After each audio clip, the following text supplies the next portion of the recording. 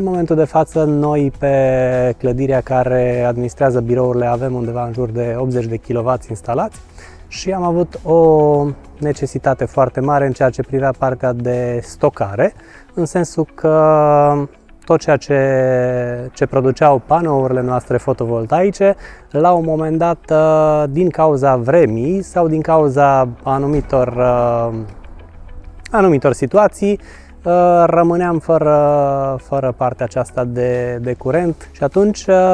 înainte să vindem o baterie de capacitate foarte mare, am încercat să venim cu o testare a unei astfel de baterii. În momentul în care o vindem unui client, feedback-ul nostru să fie un feedback al clientului. În momentul de față, cei de la Dunex au